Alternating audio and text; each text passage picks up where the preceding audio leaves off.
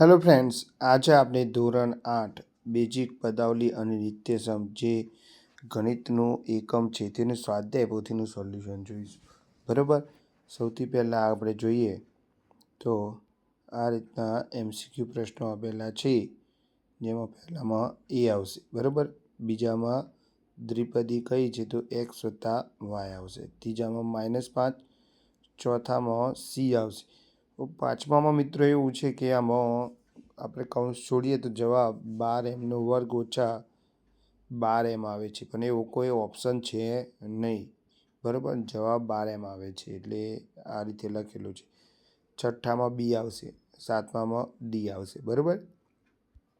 આગળ જોઈએ આપણે તો આઠમામાં b આવશે, નવમામાં b આવશે, દસમામાં c આવશે. બરાબર. આગળ જોઈએ તો ખાલી જગ્યા છે, એમાં આ રીતે ખાલી જગ્યા પહેલામાં -12, બીજામાં 2, ત્રીજામાં x, ચોથામાં આ રીતે, પાંચમામાં, છઠ્ઠામાં બધી ખાલી જગ્યાઓ તમારે આ રીતે ભરવાની રહેશે. જો તમારે ગણતરી જોઈ હોય તો મેસેજ કરજો મને, હું મોકલી આપીશ. ત્યાર પછી આગળ જોઈએ ખાલી જગ્યાઓ પૂરી થયા પછી. બરાબર. તો ખરા ખોટા આવે છે. શું આવે છે? ખરા ખોટા. એમાં આપણે જોઈ શકીએ છીએ કે માત્ર ત્રીજું અને ચોથું સાચું છે, બાકી બધા ખોટા છે અહીંયા. બરાબર. ત્યાર પછી જોડકા જોડો આવે છે. જોડકા જોડોમાં ભૂલ છે કે બધામાં એ આપેલો હતો વિભાગ બીમાં, એટલે સુધાર્યું છે મેં. બરાબર. અને જવાબ તમે જોઈ શકો છો, પહેલામાં ડી, બીજામાં સી, ત્રીજામાં એ અને ચોથામાં બી આવશે. આગળ જોઈએ તો પહેલો દાખલો આ રીતે ગણવાનો છે, સરવાળો કરવાનો. બરાબર. ત્યાર પછી આગળ જોઈએ આપણે તો બીજો દાખલો આપણે આ રીતે ગણવાનો રહેશે.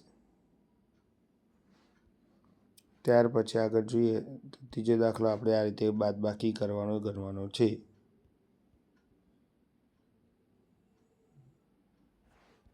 ત્યાર પછી બીજો દાખલો બાદબાકીનો આ રીતે ગણવાનો છે. બરાબર. ત્યાર પછી સાદું રૂપ આપો એનો પહેલો દાખલો આ રીતે ગણવાનો રહેશે. બરાબર. તેમાં બીજો દાખલો આ રીતે ગણવાનો રહેશે.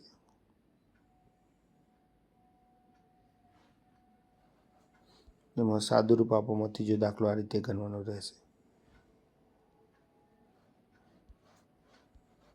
ત્યાર પછી પ્રશ્ન 8 જે આપેલો છે, એમાં પહેલાં 3 દાખલા આ રીતે આપણે લખવાના રહેશે. નિત્યસમનો ઉપયોગ કરવાનો છે. બરાબર.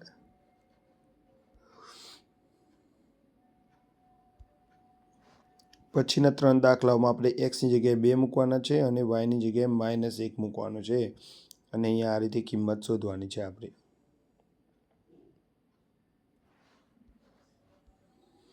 પછીના 2 દાખલામાં સાદું રૂપ આપવાનું છે આ રીતે.